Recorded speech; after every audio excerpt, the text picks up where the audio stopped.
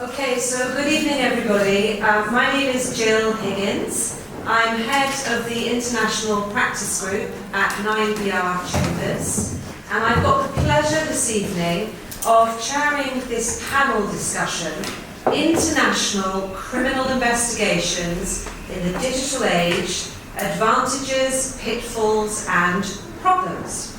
Now, this event this evening is partnered with SOAS University, and in advance I'd like to thank Professor Dan Plesh for helping to inspire in our rather odd conversation as to what we could do, what we couldn't do, how we could partner, and how we could positively bring this experience to you here this evening. So thank you, Dan Plesh, thank you to SOAS.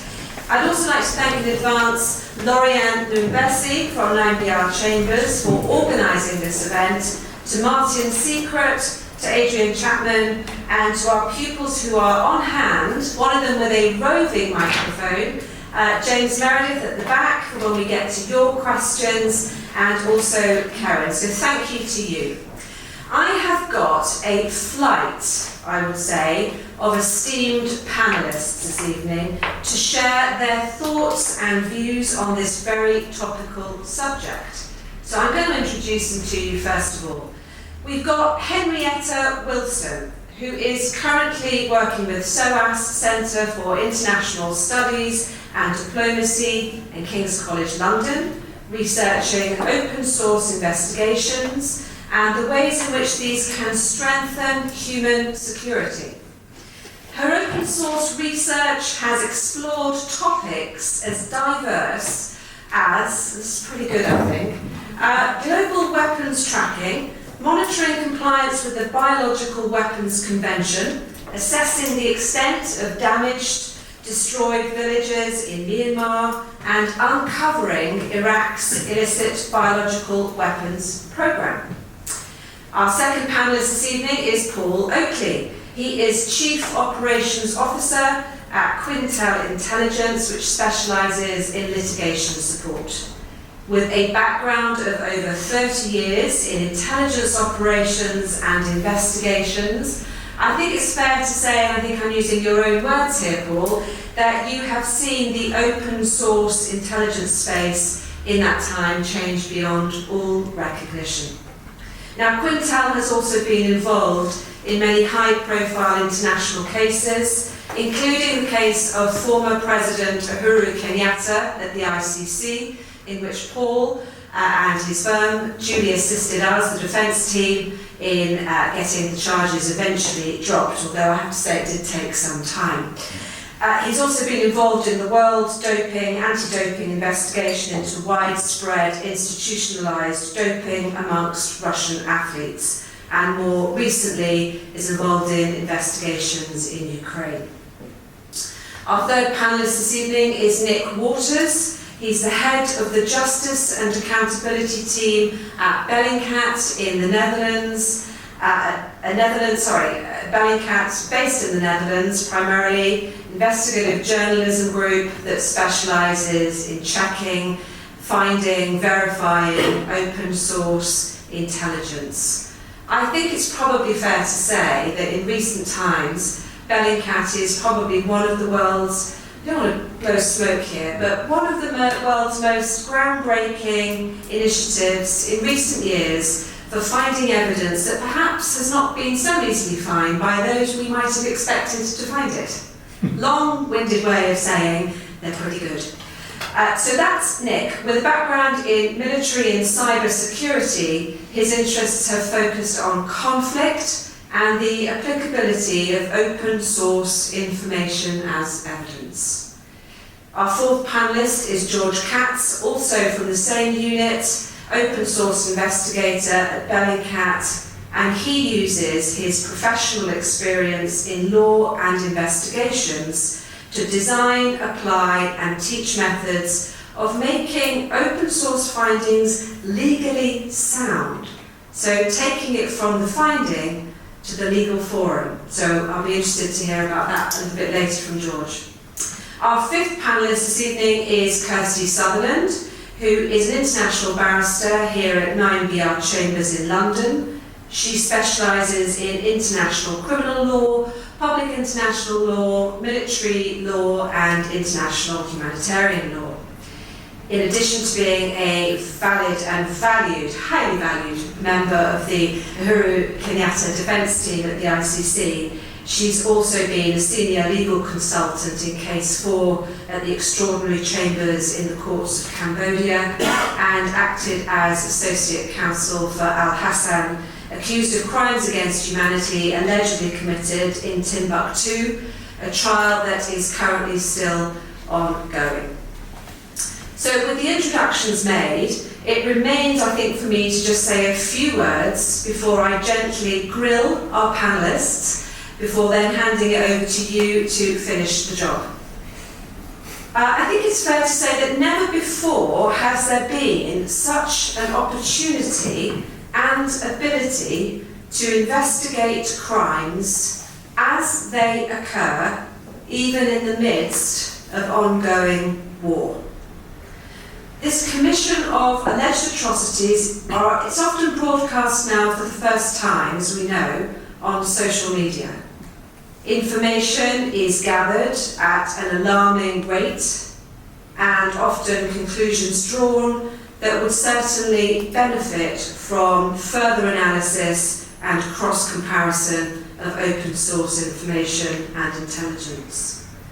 In this, what I think is really a fast-paced race to collect, assess and answer what on earth is going on, there's a real risk that reliability may be compromised, images manipulated, and fake news promoted as the truth.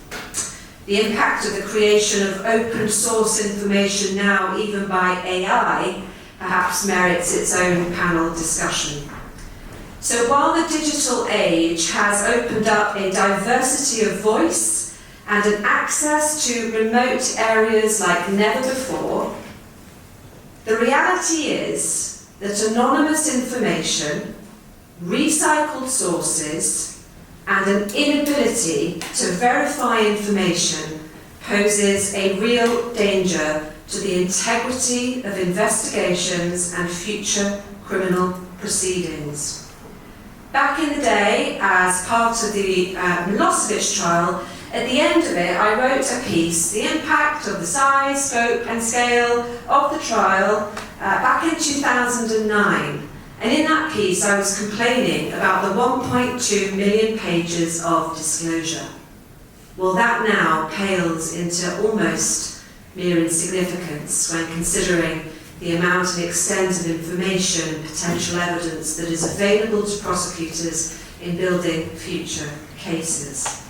So while the evidential swamps have grown, the question is, or one of them at least, are the tools there to regulate, verify and ensure the accuracy of information brought from the battlefield to the courtroom? And to answer that and some of the other questions for you this evening, I'm going to turn to the experience now of our panellists. So turning first, if I may, to you, Henrietta. I want us to start with looking at this concept of open source research, something that we hear a lot about. What does it involve? What does it mean?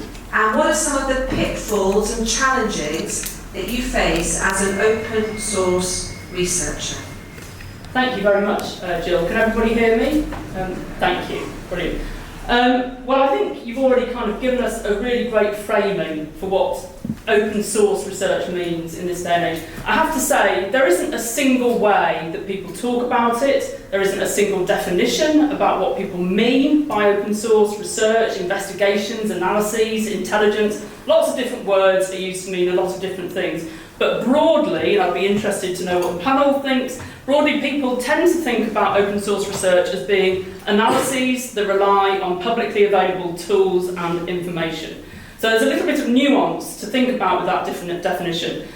This idea of publicly available implies there's a hard binary between open and closed sources. There's classified sources, which people can't get hold of, and open sources which are publicly available. And I dispute that. I think there isn't such a hard binary as that sort of framing sometimes implies. I also think that people talking about publicly available often imply that it's easy to get hold of. But no, I think a lot of publicly available information is very hard to get hold of. It doesn't mean that it's easily accessible.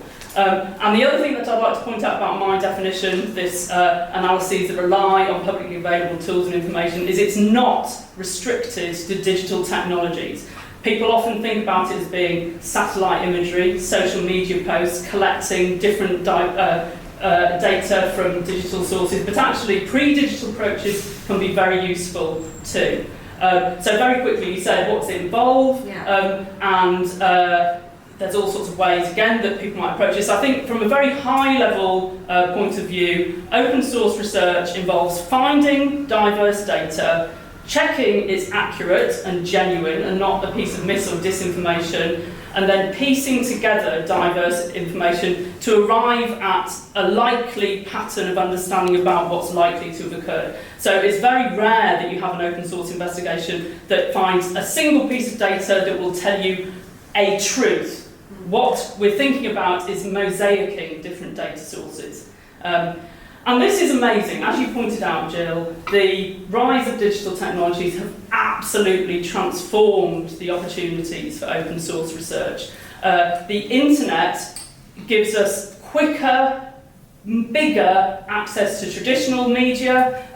It also has entirely new forms of data, like from social media, as you mentioned. And it also, as well as giving us new data and privileged data, quicker, easier data access, it gives us the tools for collecting, managing, visualizing data, and also collaborating. I think open source research in the digital age often involves loose collaborations with people who may or may not know each other, working across big distances, that from the local witness posting on social media that's then harvested somewhere and kind of travels many miles, maybe to Bellingcat, who check it, and the digital tools that are very important for that are the collaborative tools. So this has been used across the law, investigative journalism, the governance of weapons of mass destruction is having a profound impact. There are, of course, pitfalls, one of which is, you've already pointed out, it's not all good, and there are no systems to distinguish between the good and the bad. Open source research, I think more than that, I'd like to point to the fact that not everybody can do it.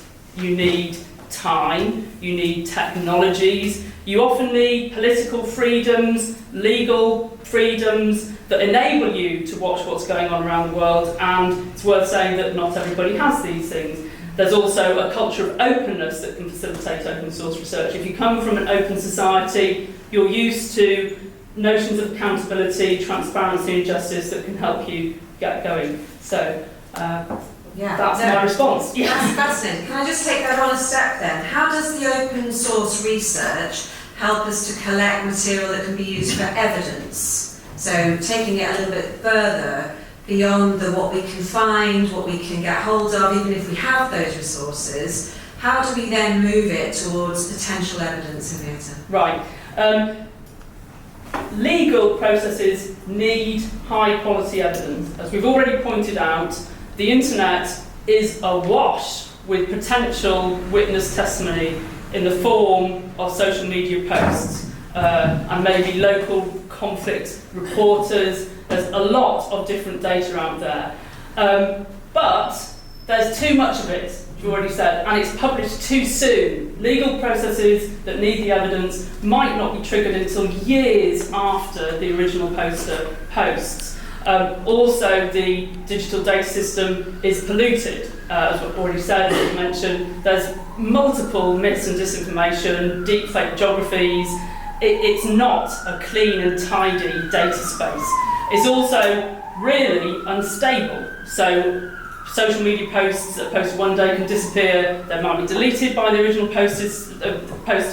The social media platform might change its terms of reference. It can disappear. So in that complicated data space, open source research by people like Bellingcat serves as a possibility for collecting, noticing it, checking it, storing it safely with correct chain of custodies, so that should a legal process be triggered in the future, there is a repository to start from, which otherwise might not be there. Great. Now, you talked a little bit about, you mentioned the political bias, the pollution, this idea of deep fake. I want to know, can you give me an example of where in your open source research something has not quite gone to plan? Yeah, so there are two iconic cases where they did it wrong and they came up with the wrong conclusion. They are the 2013 Boston Marathon bombing was wrongly attributed. And a second sort of iconic example in my experience is the work of QAnon often matches the tropes of open source research, but they misuse the methodologies, and that led to the 2021 Washington Capitol Hill riot. It was one of the contributing factors.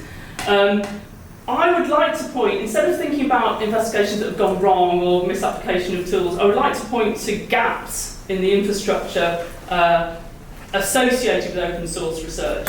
So there's plenty of good, solid open source research, I'd argue, for Syria and now Ukraine, building up banks of possible evidence, and what's missing are the legal processes to make use of it, and the public literacy that enables all of us to read the papers, read the social media we consume, and be aware, is this likely to be a correct assessment of what's happening? So I've been very aware in the Israel-Hamas war of flurries of posts coming out, and they're just happening too quickly to be likely to be right. But they drown out the more careful, measured, accurate open source research practitioners that are more likely to be right. Yeah. Thank you.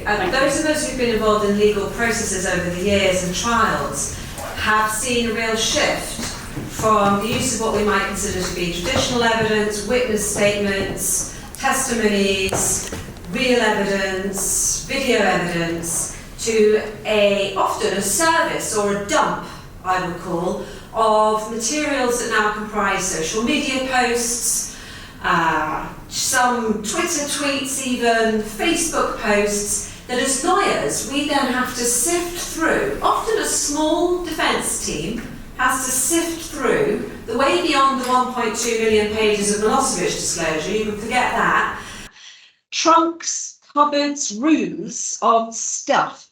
So this often doesn't even amount to, I think, proper evidence, as we would call it. So we are suffering at the legal end. And I'm going to turn to Kirsty at the end to tell us a little bit maybe about how that impacted one trial in particular. But having set the scene for us, Henrietta, thank you for that. I now want to just ask Paul. So, Paul, in your career, which I know has spanned allegedly over 30 years, as a professional investigator, I'd like to ask you what changes you have seen over that time span that speak directly perhaps to the use of open source information, intelligence in investigation. So what have you really noticed the change been? Thanks, Jill. Thanks for mentioning my age again. And I realise that you're too young for this to resonate with. But I've been investigating since the early 90s now. And obviously that was a very different world, and I'm sure there are some people in this room that completely understand. There was no internet to speak of, and mobile phones were rare and about the size of a small suitcase. Open source information largely meant official hard copy documents and anything published in print. Social lives, strangely, were done face to face, and imagery took several days to process at boots. This meant that investigations had to be done largely in person, in the jurisdictions concerned, if indeed they were accessible, and witnesses had to be tracked down and interviewed, unless by dint of their profession they were likely to have captured, unless by dint of their profession they were unlikely to have captured imagery or other evidence, and documents were king. Fast forward to today, and almost everyone is a highly sophisticated imagery platform, and more than happy to identify themselves as a witness, complete with GPS, social commentary, and digital images. There is no need to cross borders and search for individuals, at least not in the first instance, much of the time. And this glut of information, as has already been mentioned, while fantastic for investigators, brings its own issues, not least that of scale, as I think Henrietta pointed out. Finding the relevant information in the vast morass can be quite difficult. So the sheer quantity of information presents issues of identification of significant elements, but also of verification. Also, the people posting do not always understand what they are posting and the context of it. They can be unconsciously guilty of misinformation much of the time. And while AI tools are fantastic and may be useful in filtering or triaging vast quantities of data, they are not yet seasoned and trained investigators. And there is also the flip side to AI. Given a few minutes, I can now produce photo quality images of almost anything imaginable, including anyone that I have an image of. And the verification of that evidence becomes doubly difficult. Indeed, there are nation states who have focused greatly on deploying highly sophisticated cyber criminal teams with incredible skill and advanced tools to further their own global influence through sabotage, extortion, and perhaps most importantly for this discussion, disinformation. And I was going to quote Meta from 29th of August this year. In fact, I will. So on the subject of China, they said, "We recently took down thousands of accounts and pages that were part of the largest known cross-platform covert influence operation in the world. It targeted more than 50 apps, including Facebook, Instagram, X, etc., and dozens of smaller platforms and forums. For the first time, we were able to tie this activity together to confirm it was part of one operation and link it to individuals associated with Chinese law enforcement." And on the subject of Russia, we also blocked thousands of malicious website domains, as well as attempts to run fake accounts and pages on our platforms connected to the Russian operation known as Doppelganger that we first disrupted a year ago. This operation was focused on mimicking websites of mainstream news outlets and government entities to post fake articles aimed at weakening support for Ukraine.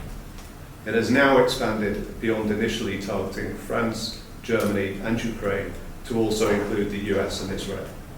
This is the largest and most aggressively persistent Russian origin operation we've taken down since 2017.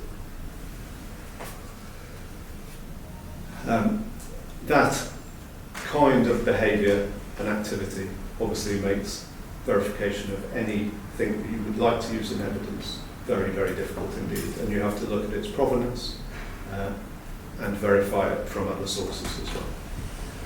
So much has changed, and as with many things, accessibility has somewhat devolved training and experience in the eyes of some, as I think the panel were discussing before we started.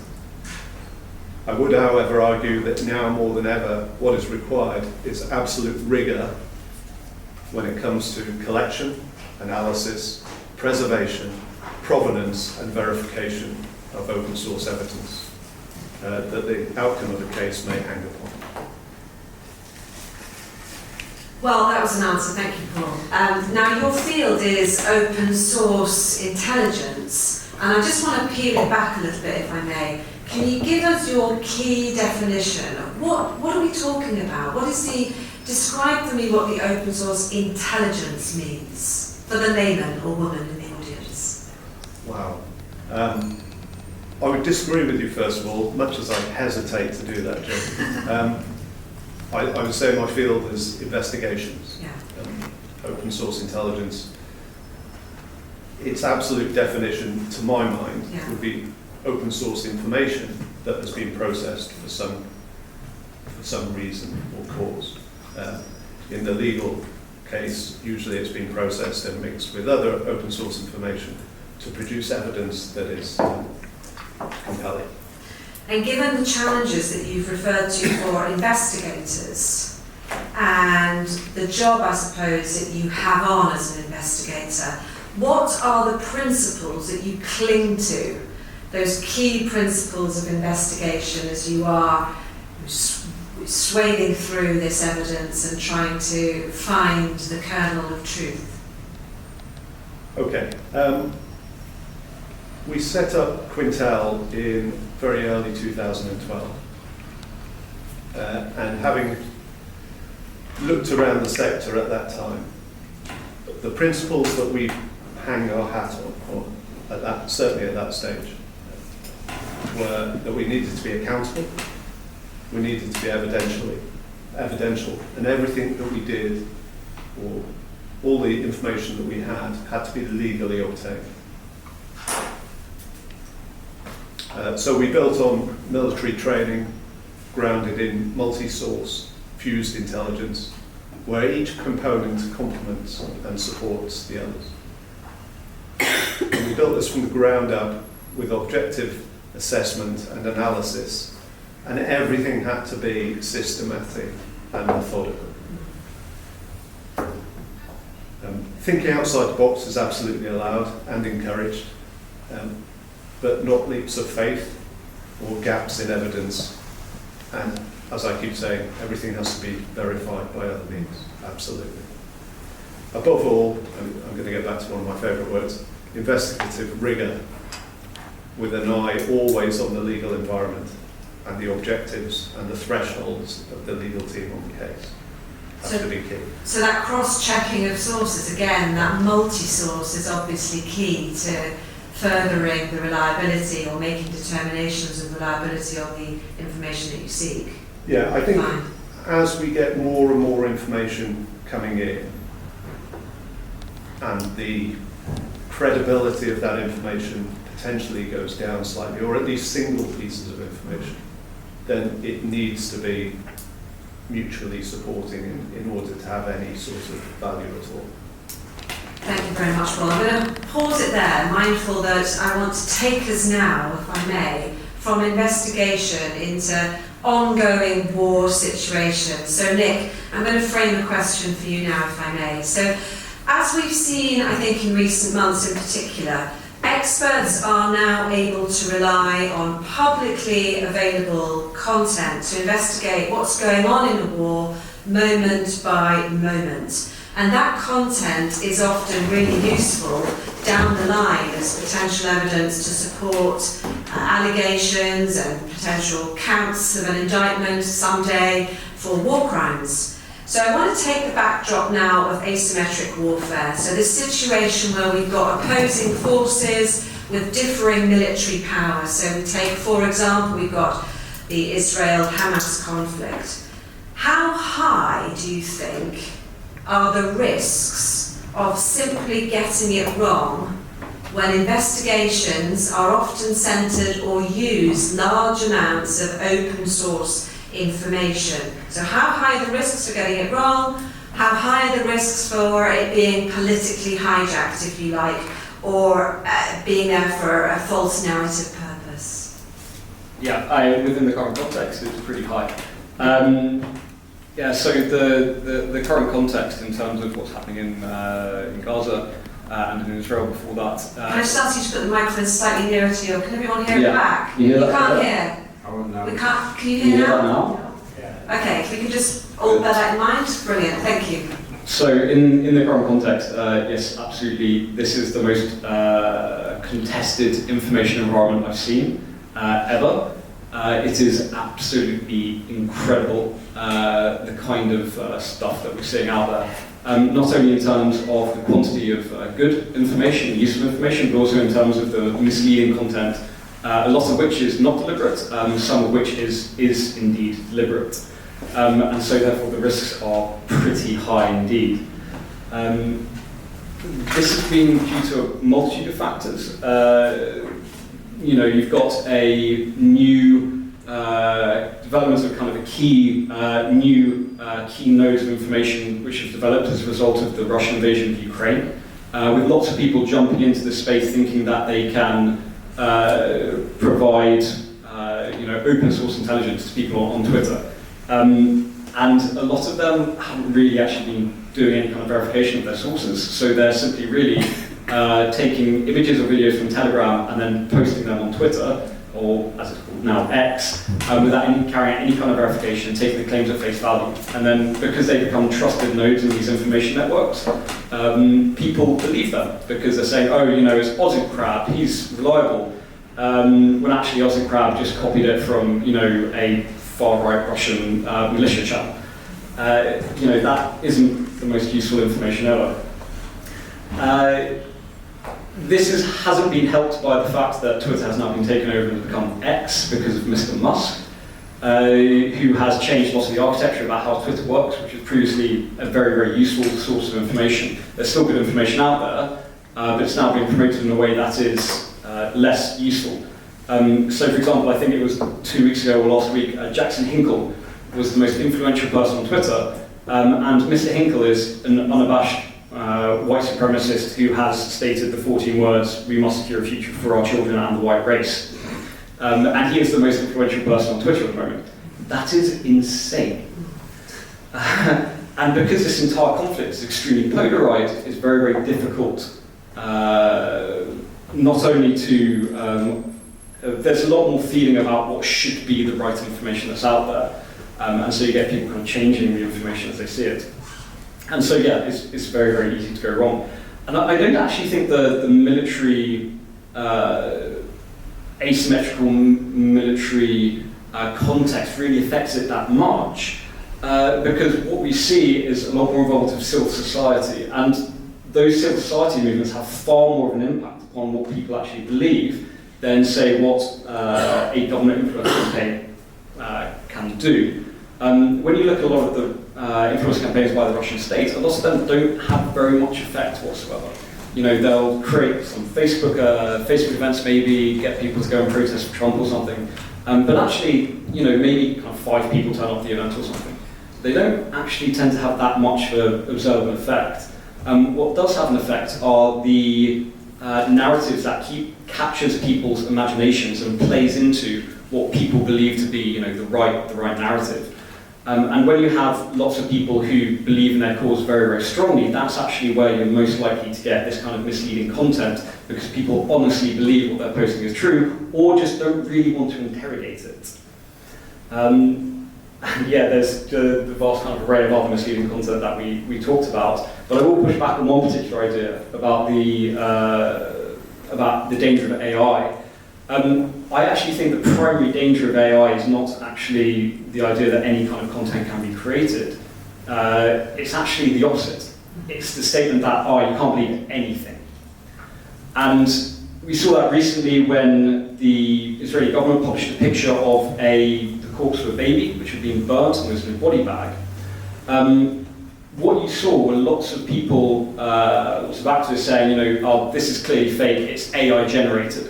And that got picked up and got spoken about a lot, because that's what people wanted to believe. They didn't want to believe that this baby was in fact the corpse of a burnt baby. They wanted to believe it was fake, and that framing that anything can be fake if you want it to be was in fact incredibly unhelpful.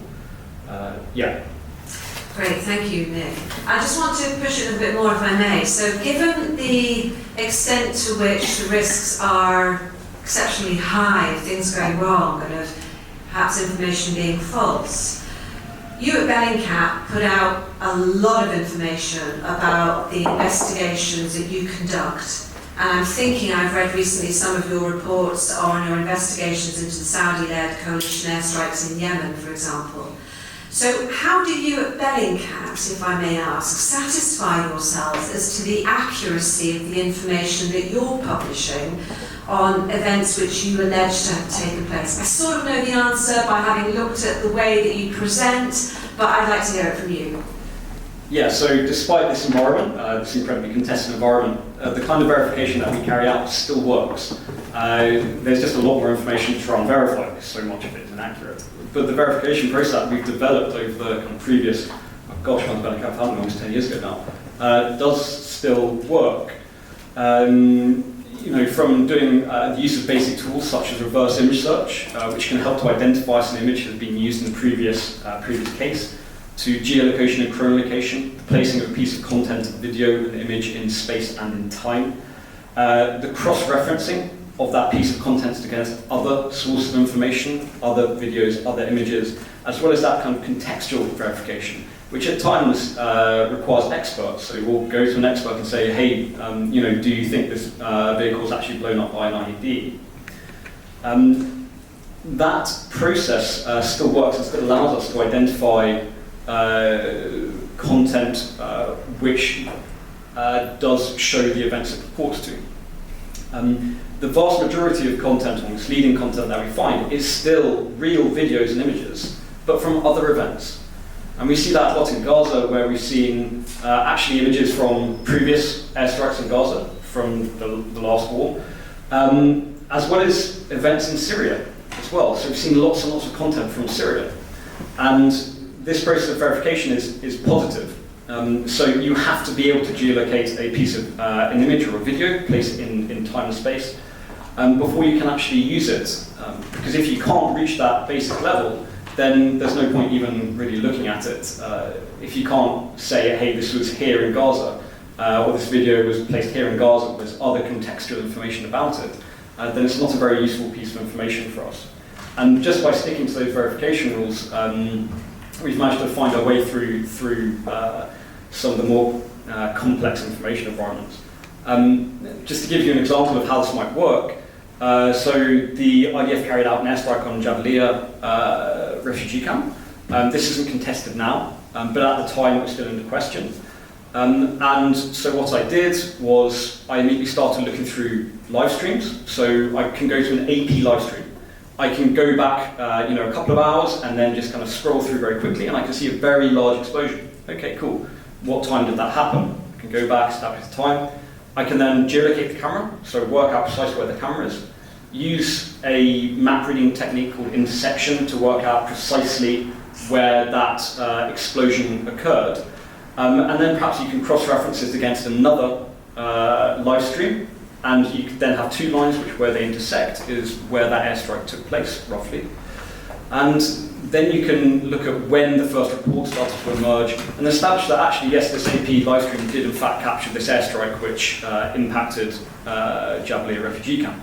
And that obviously becomes quite a useful piece of information, because then you can perhaps see, say, the munition that's falling, or perhaps a plane flies overhead. So yeah, when you do carry out these verification processes, you can still identify useful, relevant and reliable material for these kind of cases. Thanks very much, Nick. I just want to carry on now, if I may ask you, George, particular question.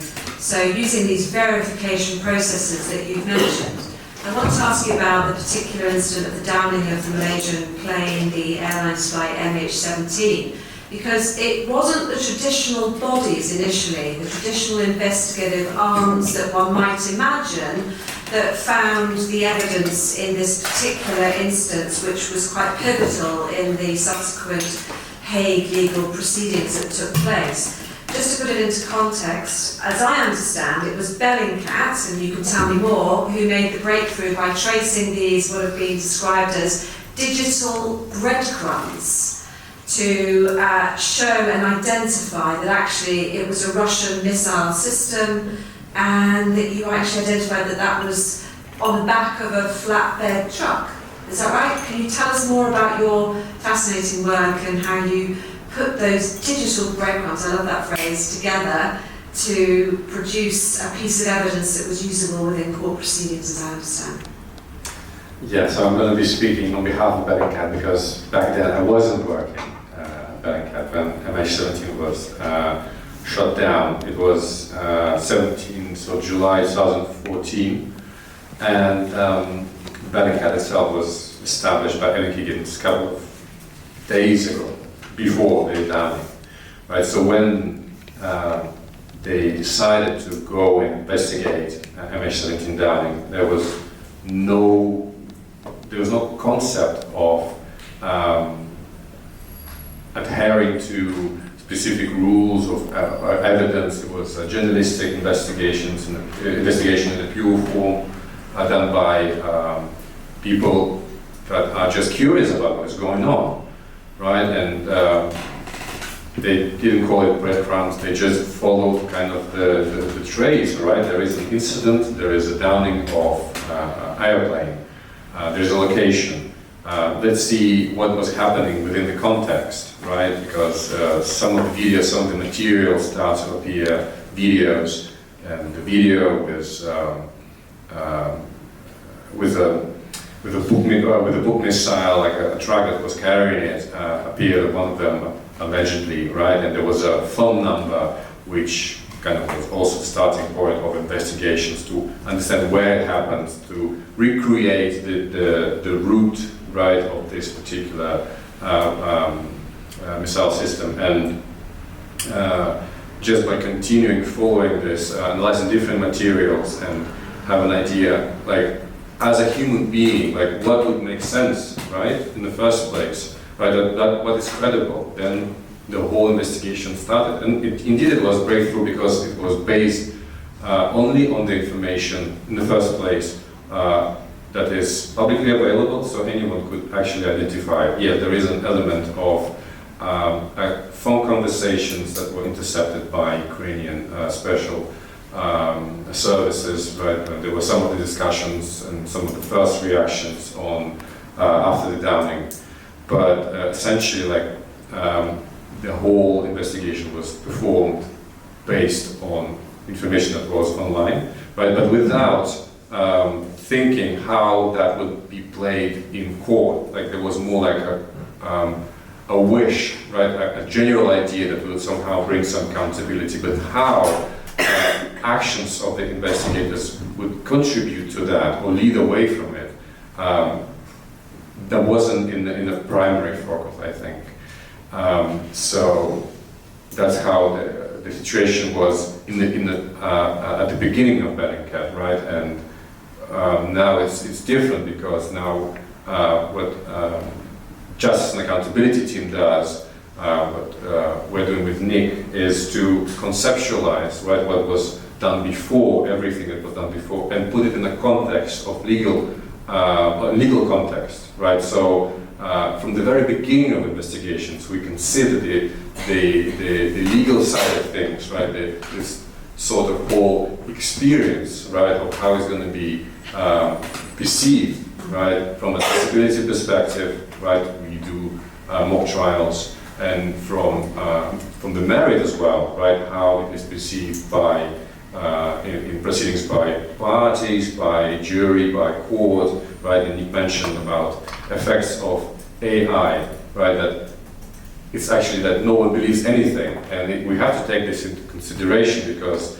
real people are going to be listening to what we are saying, and if they don't believe anything, that's going to be a big issue, especially for jury, right? Because they are ordinary people who are out there, and it's the whole purpose, right, of having it. So, yeah.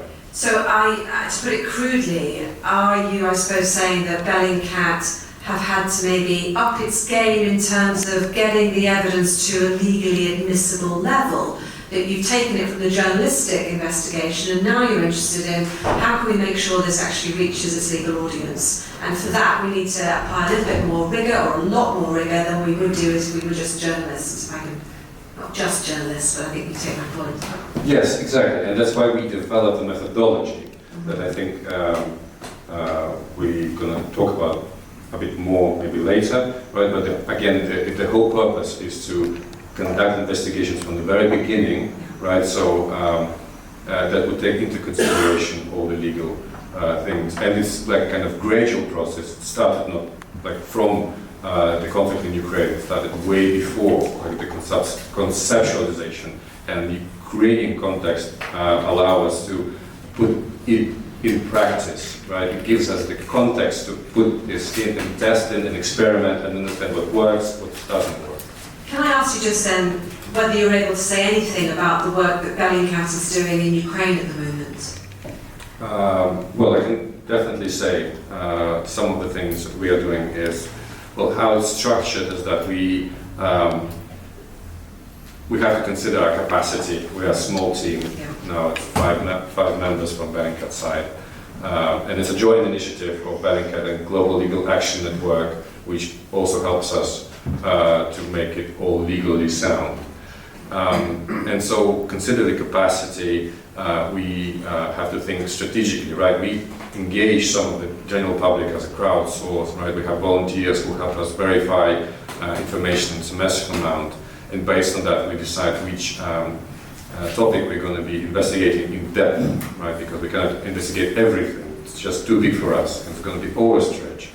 And so we select those situations which we believe we have enough understanding, enough expertise, enough capacity, and that would have a maximum impact in terms of like testing the methodology, like bringing it into to the legal proceedings, right? So where we're going to be able to defend our findings as well.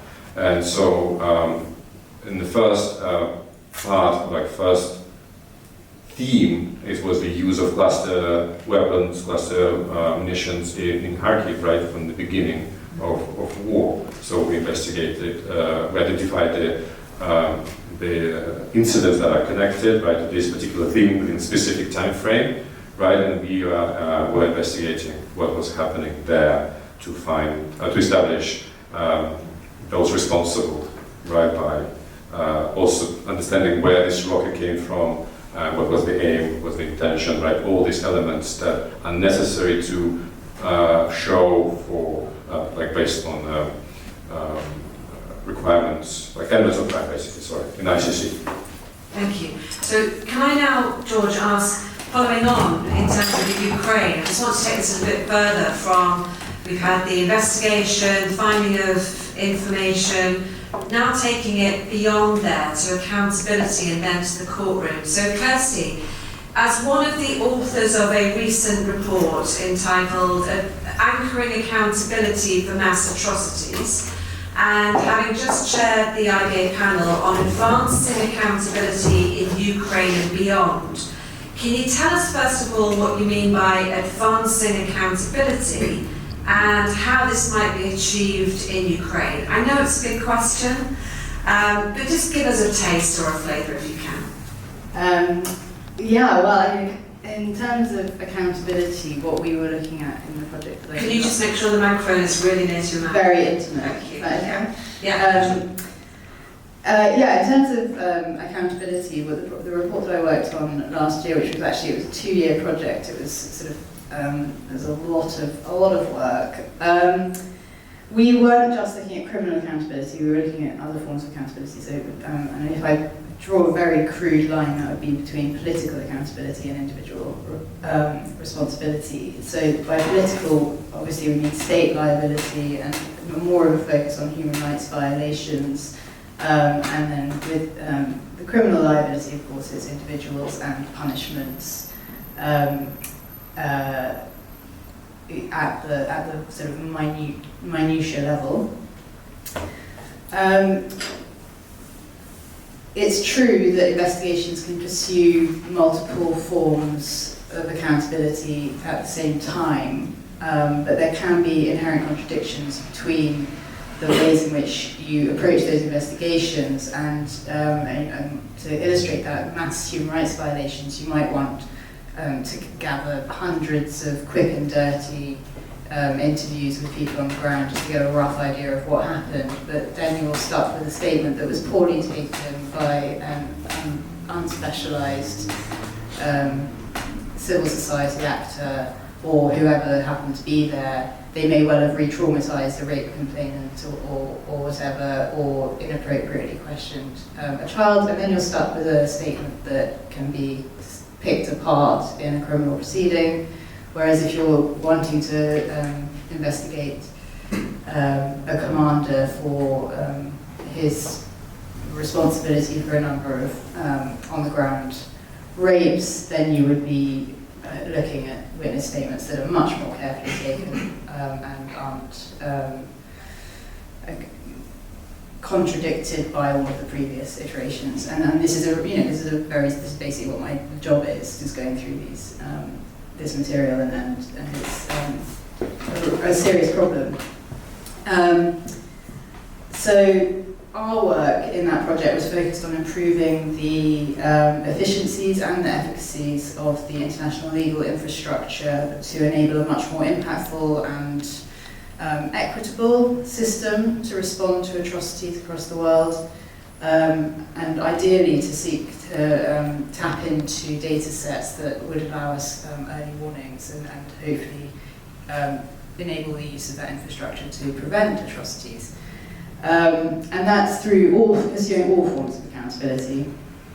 I should say that we've noticed in this that there's a global trend amongst victims of atrocities for criminal accountability, which I think is a relatively recent trend. I think previously there had been a sort of satisfaction to some degree with state liability in the UN report saying this was a massive human rights violation and a rap on the knuckles at the UN, and that's changing. And concomitant to that is a shift in attitude of civil society actors seeking to gather information on the ground and a push for meeting forensic standards. So that goes to the point that's been made about thinking about the courtroom right from the very beginning. And so that's very interesting, but it also raises questions for Ukraine on how feasible that actually is. I mean, this is very difficult stuff.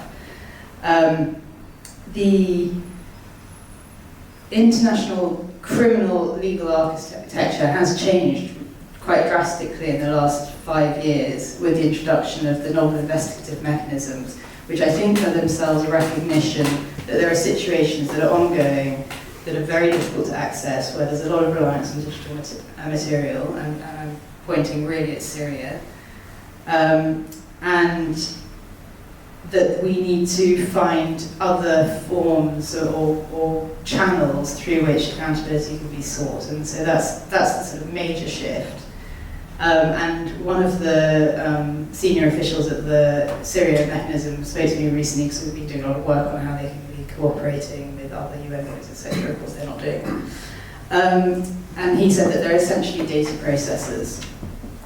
And I want to kind of just raise a cautionary note here that while, of course, we're now experiencing trust issues with digital evidence, there is a perceptible over-reliance on digital evidence, particularly acute in situations in remote places such as Syria and Yemen. And I think we need to make sure that investigations are properly balanced, but that's potentially slightly off topic. In terms of Ukraine, well, you would have seen that Ukraine, in contrast to some other states who've also suffered attacks in recent times, are seeking to respond with lawfare and utilising, frankly, every tool in the kit and trying to build new ones. So there's been a clear call for criminal accountability from the very sort of baseline community in Ukraine. They are pursuing sanctions. There's the ICC, obviously, and then attempts to build a special tribunal for aggression. But I think the thing that's most interesting is the Ukrainian push for on-the-ground domestic trials of every single war crime. And at the moment they've got 107,000 individual cases on the docket. They are down 3,000 judges. So, to put that in perspective, I think the number of judges in the whole of the UK is about 3,000. They don't have many of these defendants. They're also asking, while at war, Defence Counsel to represent people who've attacked their own community. So I think there's a question as to how feasible or how fair it is to ask them to do that. there's also apparently a potential move to render anyone who seeks to defend a Russian a collaborator. So that would cause, intense difficulties.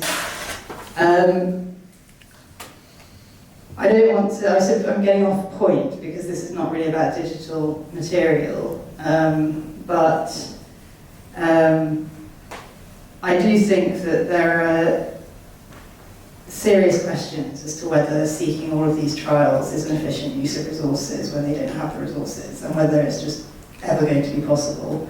So getting to Henrietta's point about needing to keep the data secure in advance of a potential legal process down the line, perhaps the international community and the Ukrainians could start considering, this is something I've been wondering for a little while, a mechanism sort of akin to one of the Syria or Myanmar mechanisms, where you essentially gather the material, put it on ice, and through which you can then conduct structural investigations. A lot of it is digital evidence in many, many different forms. And then you've got something between trying every single individual war crime in an isolated and unfair process and trying Putin. You've got something workable and cost efficient and able to give some sense of redress to the population whenever they can. Sorry. Thank you. Let's keep this in for my last question before I open up to the floor. Let's keep it in the courtroom, Kirsty. Let's go to the RCC. I don't know what you can say, but you can find an example for me of the use of digital evidence in the Al Hassan case. This is an individual charged with crimes against humanity in Mali in, I think, 2013. And lots of war crimes. And lots of war crimes. And an example of the use of digital evidence in that trial, which has caused real challenges for the defence. So give us the defence perspective. Well, I mean, it's an ongoing trial, so I have to be slightly careful. But, I mean, as Jill was talking about earlier, there was very much a dump or a vast volume of material from open sources, including sort of videos and UN reports and all sorts of material that had no source, no identifiable source, and really in sort of admissibility evidentiary terms stood no real chance of holding any probative value. There was a video of a flogging, and arguments about authenticity were essentially dismissed or put on. They had a let everything in and we'll figure it out at the end approach to evidence.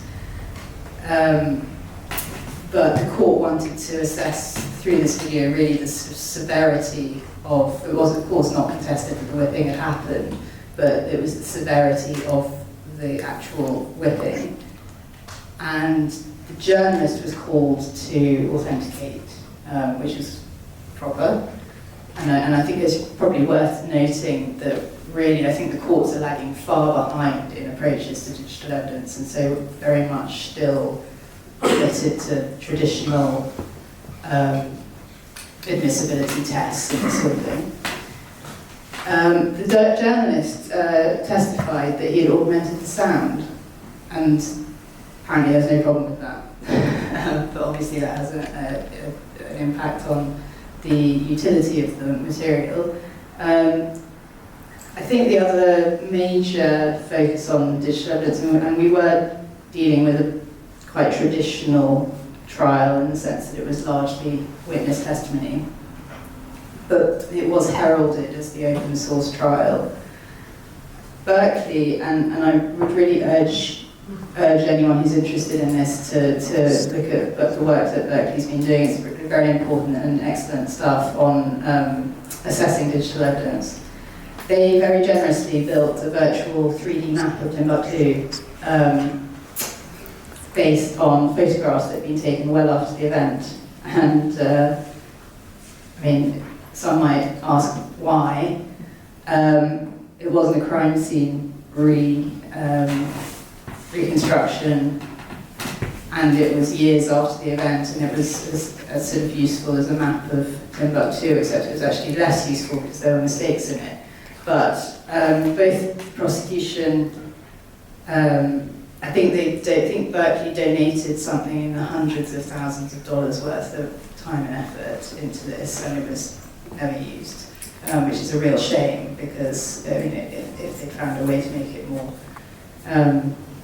accurate, that might have been different. But both the prosecution analysts who testified and were subject to cross-examination, which I really enjoyed, both said that everything was inaccurate, that they hadn't followed the proper procedures, and that it couldn't be used as evidence. So it was a little bit of a falling flat on the face. So unfortunately, that might be considered a missed opportunity for that trial to advance our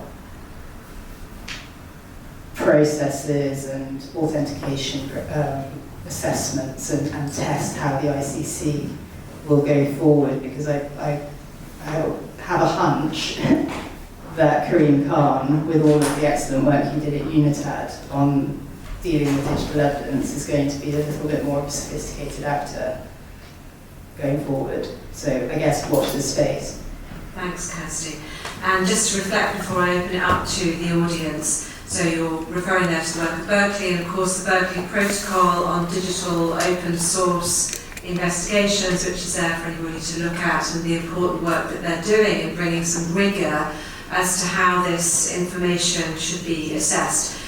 Just briefly, you mentioned there as well the difficulty, I think, at the ICC, where information is brought before the court, brought before the judges, and admissibility decisions are not made until the very end of the proceedings. So it's often called this submissibility idea or concept, where information goes in, but as defence counsel, how do you know how high or what regard the judges are going to have for the evidence that's been brought, whether it is evidence, and that obviously sometimes leads to even the prosecutor, of course, having problems to know whether they've really met their case or met the standard. So just perhaps a final word on that, and then I'm going to ask James to rove with the microphone. Thank you.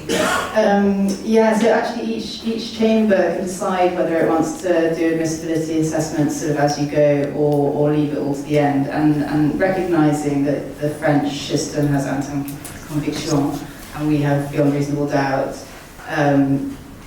They sort of say, well, we've got to sort of divine the truth on, once we've seen absolutely everything, and that can be really challenging because it's just incredibly inefficient.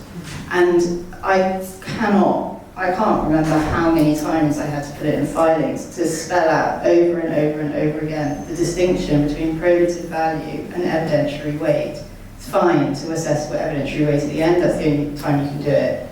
Probative value is inherent, it's never going to improve. A UN report with no multiple handled hearsay, never going to have any probative value in it.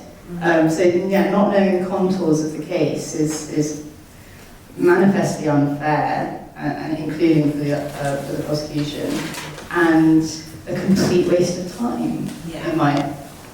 Don't tell the ICC I said that. At least extremely long trials. Thank you very, very much to the panellists so far from me. I'm now going to hand over to James Meredith. Please raise your hand if you've got a question for any of our panellists that you're dying to ask, that you would like. We've got somebody there. Please raise your hand and James will come along. Hello. I wanted to ask a quick question about credibility of open source evidence. And this is potentially less about the applicability of it in court, because obviously when you're missing evidence you are applying a very high standard of verification, but it's more at the early stages of the release. So it is posted on Twitter, and someone mentioned that the line around, anyone can do OSINT. And I feel very conflicted about this because clearly Bellingcat have done fantastic work in this area, but at the start Bellingcat were, I'm going to be very undiplomatic, a bunch of geeks on the internet that did fantastic work on OSINT, and then kind of credibility grows. But we're still seeing that kind of emerging now, the trend of OSINT analysts on Twitter who lean very heavily on the phrase unconfirmed reports, or take with a pinch of salt, yada yada, which is distinctly unhelpful. But as the sort of as the groundbreaking nature of credible OSINT investigations grows, so every time a Bellingcat or an OCCRP or whatever release an OSINT-heavy report and that changes the narrative, or MH17 is the best example of this, the potential danger of a not very credible OSINT report also grows, because the public perception of OSINT is high. It completely changes the narrative. The Skripal investigation is also a good example of this. So I wonder what societies, what institutions can do to aid digital literacy, and especially digital literacy around digital evidence and open source data collection. A really interesting example of this in the past few years is the European Commission funded INVID, which is a digital verification tool. The EU took the step to fund a tool that would verify data for the entire public to have, and the idea being that, hey, everyone would have a reverse image search app on their phone. What other things are there that we can do to ensure that the current trajectory of OSINT analysis, which is nuts, the emergence every single day of a new OSINT outfit of varying degrees of credibility, does not entirely undermine credibility for those doing genuinely valuable work? I appreciate that's a very long-winded question, but what can be done? Who wants to answer that? Nick? Go ahead. I thought you might. Yeah, I suppose it's going to be as well. Okay, so anyone can be wasn't, badly. There are different levels at which people can actually do this kind of work, and the kind of current ecosystem where someone goes on like Telegram and then grabs an image or a video and then posts it on X is to a certain extent participating in that OSINT sphere. But it's just doing it something that's really, really basic, very, very badly, especially when, as you say, they carry out absolutely zero verification work. They do have a space in this sphere, but generally they're key nodes through which information flow through, and they shouldn't be regarded as like carrying out any kind of verification process. Basically, you shouldn't be taking information from OSINT Crab and saying this is true. You see a lot of that in terms of the clout chasing. As I said, after the Russian invasion of Ukraine, this kind of ecosystem went a bit crazy. And then since the events of 7th of October, it's gone completely mad. And one of the key ways to actually confront that is the digital literacy that you talked about.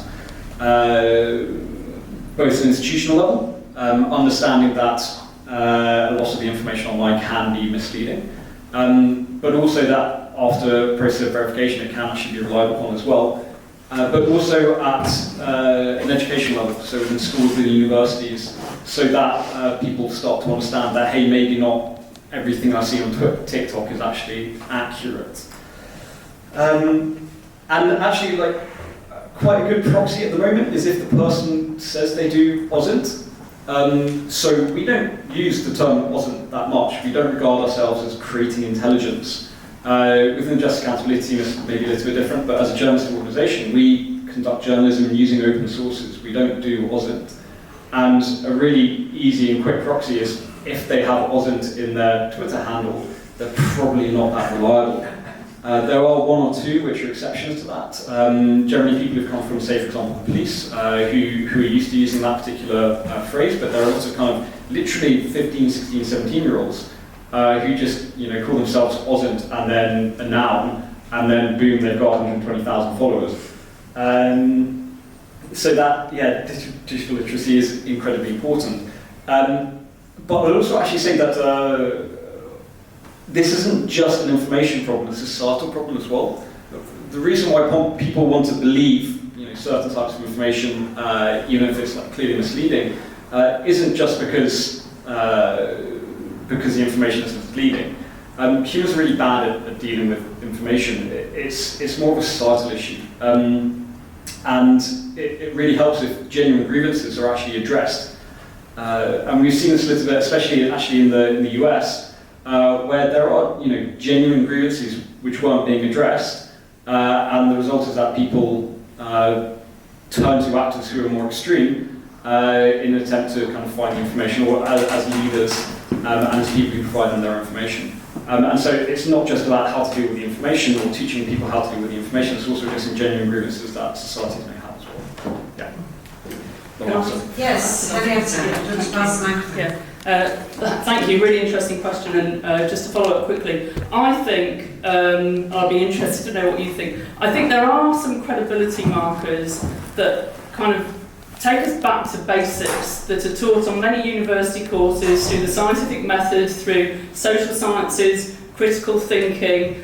I think if we read our social media and think how transparent is this person being about what they've done and how they've arrived at the conclusion, it's often, there's not a huge amount of space to go into great detail, but there's often very clear honesty markers which I think build credibility. Like, this is looking to me as though this is what's happened because I'm reflecting on these, and they show you their processes and they demonstrate how confident they are in where they're at with their thinking. I think that can be, I think transparency about process can help to build credibility. I think also a sense in which if open source research practitioners are indicating that what they're doing is replicable, if somebody else can go along, follow their steps and likely to arrive at the same sort of results. I have to say, I do not replicate everything I read, but if it is replicable, if I could do that, if I could phone up Nick and say, what do you think? Would you be able to follow these steps? Then that's also, I think, these are sort of what I call credibility markers that, as a matter, as you say, in schools and universities, everybody should be being taught this stuff. And I think universities have a tradition of teaching similar sorts of approaches. Thank you. Do you want to come back on that? Sorry, I'll keep. Shall we see there's another question before we pause you there, Nick? Any other questions from the audience? Yeah. Hi, good evening. Thank you for a really, really interesting panel so far. I'm just kind of leading on from your point there, Henrietta, and I think one of the things we've been discussing is what bad open source kind of investigations look like. And the point that seems reoccurring is this idea of bias, whether that's cognitive or algorithmic, and having familiarity with Bellingcat's J&A methodology, which obviously leans quite extensively on the excellent work of UC Berkeley and the Berkeley Protocol, and there seems to be this a bit of a tension, right, between the ways that in a methodology like Bellingcat demonstrating that they're kind of avoiding these biases in their research, which leans into, and if I'm mischaracterizing, please please be frank about that, but it leans into collecting an awful lot of information about how you perform your searches, how you collect your information and logging that information, whether it's through software like Hunchly or your own internal records. How then, and Paul, I'm not familiar with your methodology, and I'd be interested in your input on this as well, but how is that, how do we proceed with this seemingly irreconcilable tension with demonstrating that your open source research isn't bad because it's not informed by bias, and demonstrating that through extensive logging and record keeping, and then that landing in on the desk or in a side room of a defence counsel, and then being forced to navigate it. If you can solve that in 5 minutes, I'd be incredibly grateful. Cheers, sorry, can you hear me? Yep. Yeah, okay. The tension between what No, we and... can't. Tension between... Oh, Can you hear me now? Yeah. Yeah, okay, that's better. Sorry, the tension between what and what, so I didn't quite follow. So logging, in terms of how you log your collection efforts and your discovery period, how you keep your records on that to demonstrate that your research is not informed by bias, but avoiding at the same time this idea of over-collection and almost having too much to then submit to a justice mechanism. Yeah, no, understood. I think we've got the balance about right. We are able to collect and record and log the important points about how we carry out an investigation without, I think, creating too much extra data. I think George has done more on this than I actually have, but I think we've got the balance about right. We've tried to log the information that is most relevant to the investigation in terms of like what search engines are being used, what keywords are used to discover the information, how are we limiting that search, how are we perhaps trying to find alternative points of view. Those are the important points, I think, that fall within, say, for example, the principles of the Birch Protocol. But I'll be interested in George's thoughts, because George has done, although I run the unit, George has done more of the investigations than I actually have. So we turn to George, and then I think Kirsty wanted to have a comment on that as well. I don't know, Paul, if you want to say something as well, but feel free, George. Yeah, so regarding biases, the first step, of course, to admit that we have them, right? We have to acknowledge that it's just the models of human life, right? We don't even know something we don't really know, right? It's just like a number of assumptions there that allow us to think in the first place, right? From sort of existential philosophy point of view.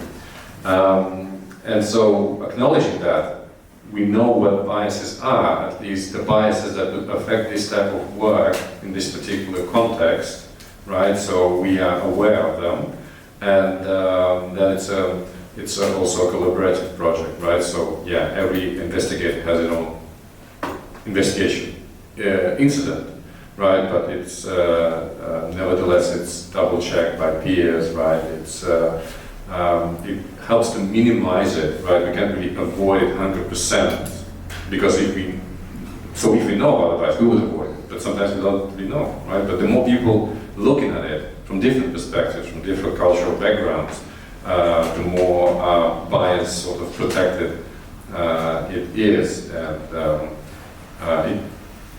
it doesn't really require to collect everything exactly, right? Because if you have different perspective, that's how I think we are avoiding that, because we are mindful of it and we know where to look without, turning a blind eye on that. Thank you. Kirsty?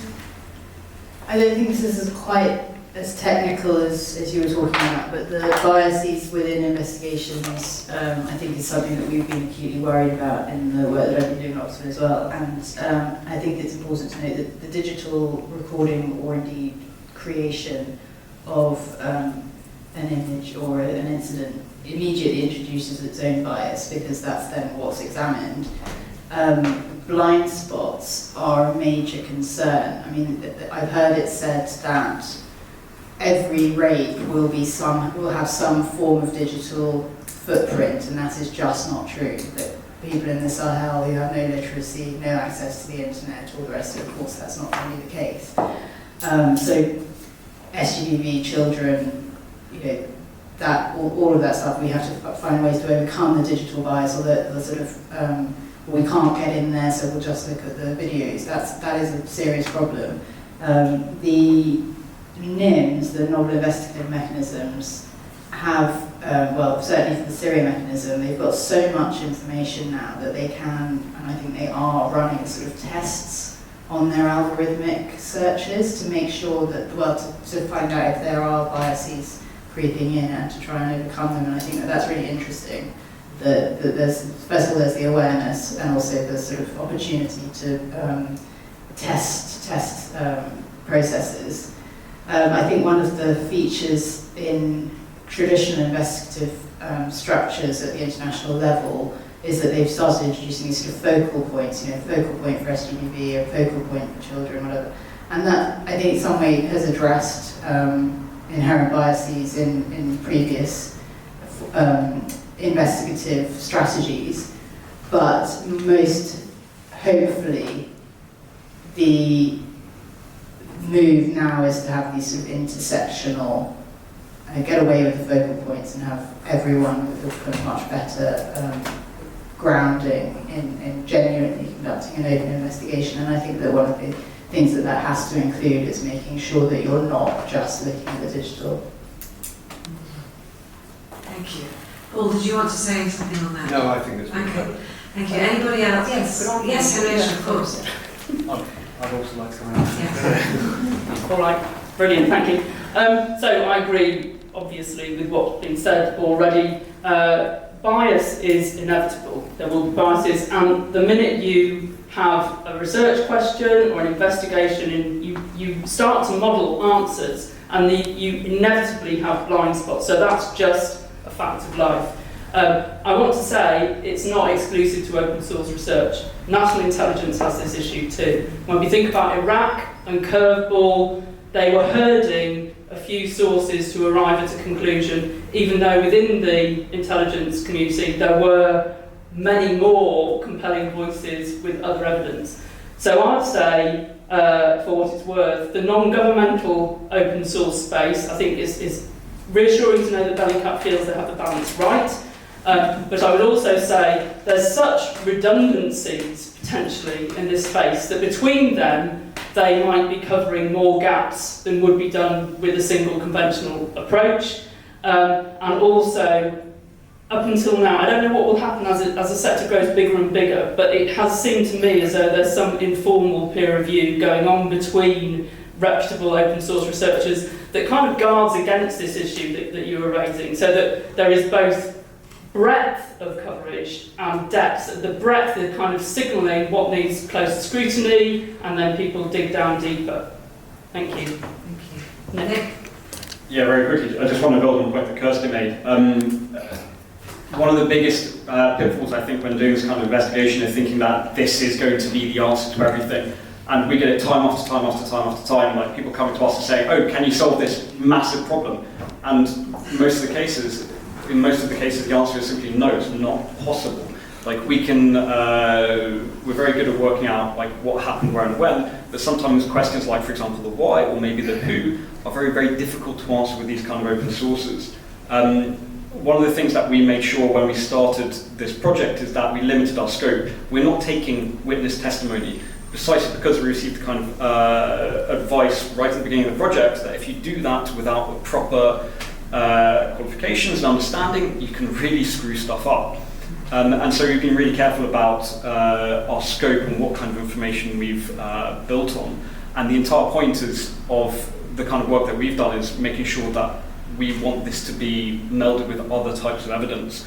We're not going to be able to deliver the kind of final product. We may be able to cover some parts of that, but we're not going to be able to complete it completely. And I think that's something that some people may get especially when they look at, say, for example, our work on the Skripal poisonings or the Russian intelligence, the use of poisonings by the Russian intelligence service, they think that a lot of these cases are going to result in this beautiful kind of like cake tied up in a platter with like a bow on top of it. That's not really what it's going to look like for this kind of information that we're able to generate from open sources. So if it's not a big posh cake with a ribbon around the top, what would it be in the world of patisserie, Nick? Come on. Chocolate chip cookies, pan au chocolat? No, because it's not a finished product. No, of course. So if we're talking about, say, for example, a cake, maybe it would be the sponge that forms that cake that supports the icing with the the witness testimony on top. That's the beautiful kind of cherry. That'll do. Not quite the bake off showstopper. Any other questions? Thank you very much. Any other questions? We have a question online from Damilona. Yes. Will any of the panellists comment on the ICC's recent Project Harmony intervention? Are there any general scepticisms? Particularly, does it further deepen the imbalance of access to information between the OTP and defence? Any takers for the Harmony project? I can't say I'm familiar with it. Kirsty, are you familiar? Can't say? Can you say something? I have to say, I actually was up on my phone before You looked at I didn't know what it was either. Well, can you tell us what it is, perhaps? For those uninitiated in the audience. Well, it's just a recent... It's a I'm recent... putting you on the spot now. I know. You are people in chambers, you are here to learn. I look for On the relevance, spot. not probity. Come on, read it out for us. Okay. Well, I'm starting to click on all sorts of links now. How about we go to someone else in the audience and I'll come back to this question. Okay, let's do that while we prepare. We are coming back to Project Harmony. Got a question There we go. about Thank you, you Nick saved Connor. Okay, thank you. Nick. I'll go one for Kirsty. So you've got an ongoing international matters, just dropped in, you've got limited time, limited resources.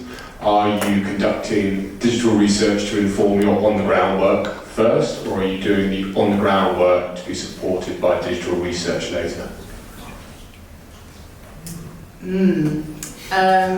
I am a little bit old-fashioned in that I sort of like to go to situations with a virgin mind and speak to people. But digital material, I think it would be dangerous to go having watched a lot of videos or looked at a lot of images or read a lot of blog posts, and I think that would be dangerous, because you would go with a bias immediately. You might try and shed it, but I think I'd go back to the old-fashioned. I'm not a fan of witness testimony either. I think people lie. Memory is deeply fallible, especially when people are traumatised, contrary to popular belief. But taxi drivers tend to be an excellent source of intelligence. So I think probably I'd be on the ground first. But again, it's impossible in certain situations. So, sorry, that wasn't really an answer.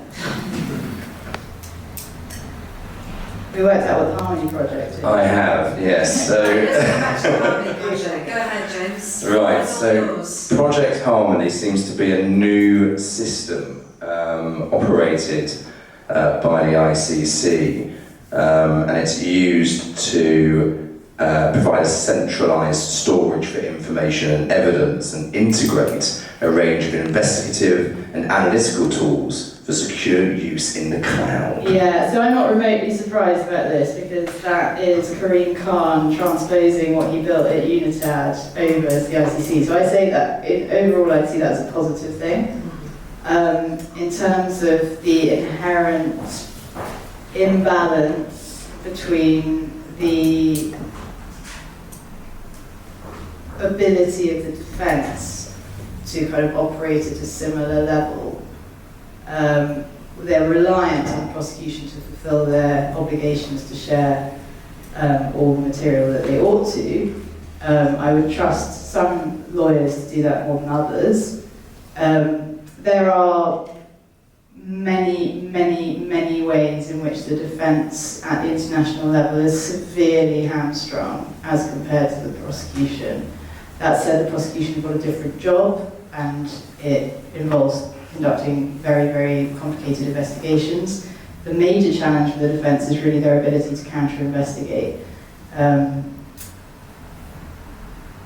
You see the difference in the trial outcomes depending on how much the defence was actually able to challenge the prosecution evidence. And the prosecution evidence is not often well taken.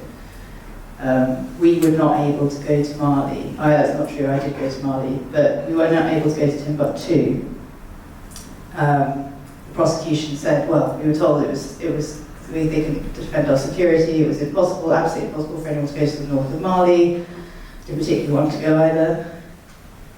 But the next thing we see is Fatou Bensouda touring the sites of Timbuktu. But so somehow the security situation for her was slightly different, which we never really got an explanation for. So I think that there are really, really serious equality of arms issues. I'm not sure whether the Harmony project will be, if it's properly deployed, I think that that's a good thing for truth and justice all round, and hopefully the defence will also get material from that in an equitable way, so long as it's deployed properly, which I have every faith that it will be. Can I just follow up on one point, and then I want to turn to Professor Dan Plesh, who I know has a question. This idea of inequality or inability often for the defence to access areas makes me reflect on the early days, and I wasn't there for the very early days, of the ICTR proceedings, where in fact some of the defence teams did not travel to Rwanda to conduct investigations. They did not often feel that they were able to do that, or that they were secure enough. And in fact, in the case of Alfred Bissema, in which I was a pupil barrister, much like James, found myself going with lead counsel Stephen Kay, who I know is online this evening, and Professor Vladimiroff and the team. We were the first team to go to Rwanda, having desperately tried to secure our own security to enable that, and it led to incredible findings for Musema in terms of evidence that was just simply there in the tea factory where he worked.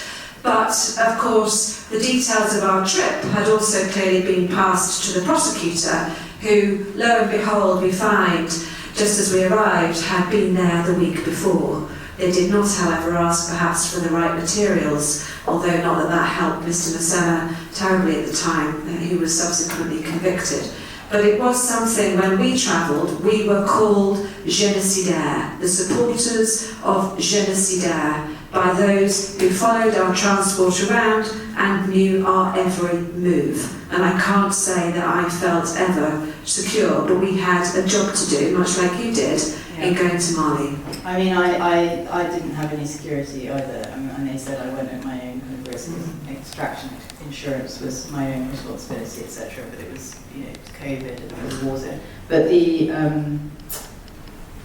point you make about going to a country, I mean, it's essential, and sometimes the remoteness of the trials is an inherent problem that isn't sufficiently scrutinised. But that's personal experience. So just to tell you that we had a massive issue in our trial where I was called malfaiteur, le malfaiteur dit, in every whenever anything was in Songoy, I was just referred to as the criminal. The criminal. The criminal is asking you. The criminal asks, what do you want to tell the criminal? And it's often not just the inaccessibility, but also the cooperation of the country itself. And at some point, Rwanda withdrew cooperation when it didn't like what the ICTR was doing. So that's then we get into a discussion about the whole premise of the international legal infrastructure being state-based, and there are moves in at the moment really to kind of try and step outside of that, which is very interesting. Yeah. But for another panel. For another panel. Can I just ask last perhaps question to Dan Plesh, and I would like to invite you to come to 9BR Chambers, which is just across the courtyard, to come and have a glass of wine with us if you have time. Dan. That puts me in a terrible situation of asking the question and it's holding you up for your drinks. Thanks. You're welcome. Well, it's great to be working with you and have this event today and this evening, and thanks to everybody, and particularly Henrietta, with whom I've been working on this book project on open source investigations, which will be coming your way very shortly. But my question really, and I can probably channel a lot of my students here, is we've heard an awful lot about Russia and China and Ukraine and so forth. But Iraq, Afghanistan, war on terror, apart from a brief mention of the fixing of intelligence. The intelligence on Iraq was correct. It was just fixed. Although people go around still saying it was wrong. No, it wasn't wrong, it was distorted.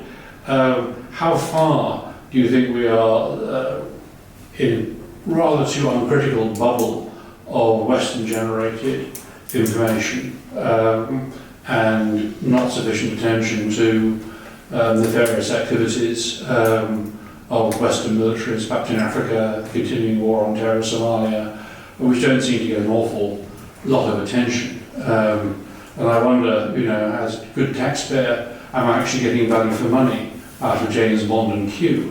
After all, we had this meeting at Bletchley, and the British were adept at generating black propaganda, stuff that sounded like the Nazis, but in fact had poison messages in for German listeners. The idea that somehow this all stopped seems to me not particularly credible, but yet doesn't seem to engage our community, perhaps in ways that it might. So it's a rather rambling, open-ended question, which hopefully channels my rather sharp students in some way. So Dan, that was slightly a ramble, if I may say. So I'm going to ask you now from that to narrow your question on behalf of your students here. Go ahead. Well, how far do you see Western-generated misinformation campaigns, if not particular unexplored, potentially criminal activities resulting from the activities of Western militaries. Okay. That's sharp enough for you? Yes, it's okay, will do. Panel, who would like to answer? I can make a start as well. Yes, go ahead, Nick. Yeah, nowhere near as much as there should be in terms of accountability for Western countries. It's incredibly frustrating. So the inception of our Just Accountability project focused on Yemen, Satellite Coalition airstrikes in Yemen, with the intent to demonstrate that there was a risk that British weapons could be used in breaches of international humanitarian law by the Satellite Coalition. So we did one iteration of that project at the very, very start of this, so a lot of this was still developing. And that had some effect and was taken seriously by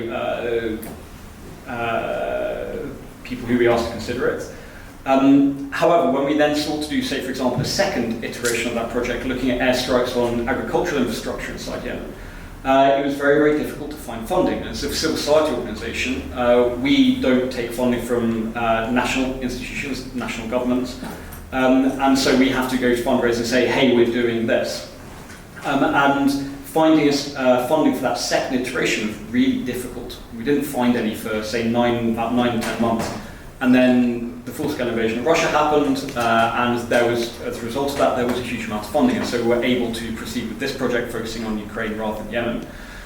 So that was a very clear example of how that fundraising system and the lack of interest in the events in Yemen meant that it was very difficult for us to actually investigate it, because without a team, it's just me and Belikat is saying, like, okay, but you need to actually get funding for what you're doing.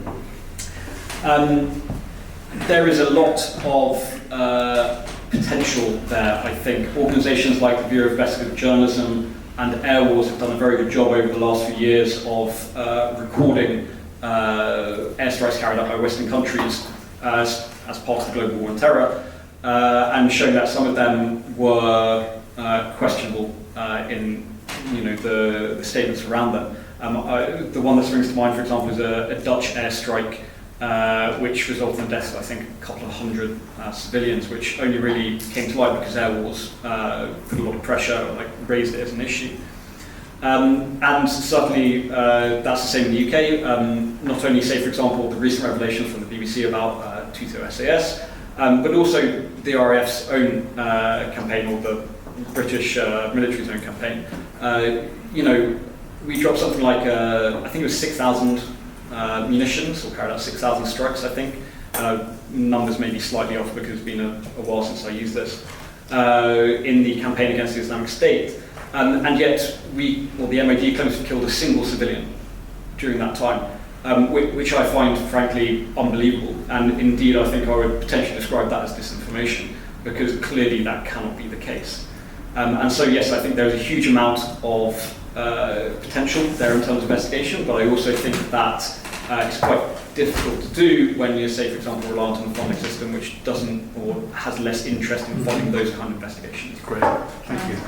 Thank you very much. Going to let Kirsty have very quickly. Sorry, just to say, Air Wars, I think amazing, but I think the interesting feature might be how different militaries have reacted to the information that Air Wars has done. Because the Americans seem to take a very positive kind of form of self-accountability, which some might call unusual. But then the British response was frankly embarrassing. So I think that's if we're talking about accountability, there's, as Nick said, a great deal of potential. Oh, perfect, that really rounds out the conversation. Thank you very much. I'd like to thank our panellists for responding to all of the questions that I had and you had. I'd like to thank again those who organised this. I'd like to thank those who also attended online this evening, and I'd like to invite you to come along across the courtyard to share a glass of wine with us and to continue a gentle informal grilling should you choose to. Thank you so much for coming along on this dark and rainy evening. We would love to speak to you further in chambers. Thank you so much.